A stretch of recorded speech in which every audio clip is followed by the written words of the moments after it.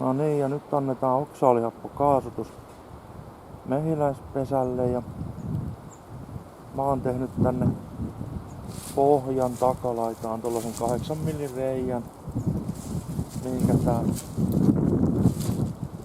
kaasuttimen putki mahtuu hyvin. Eli laitetaan kaasut tohon. Se jää siihen roikkumaan.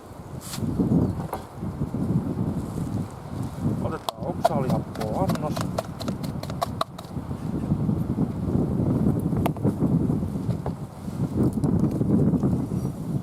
Laitetaan tää putki paikalle ja kaasutus päälle.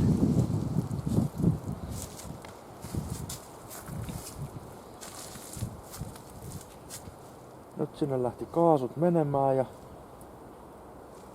sitten täältä näkee, kun rupee kaasua tulemaan vähän raoista ja lentoaukosta tulee kanssa, niin näkee, että kaasu on mennyt pesään perille.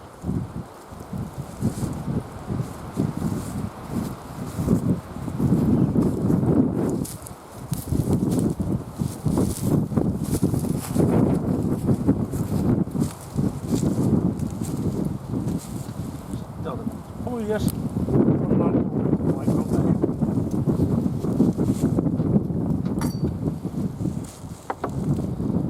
Se oli siinä.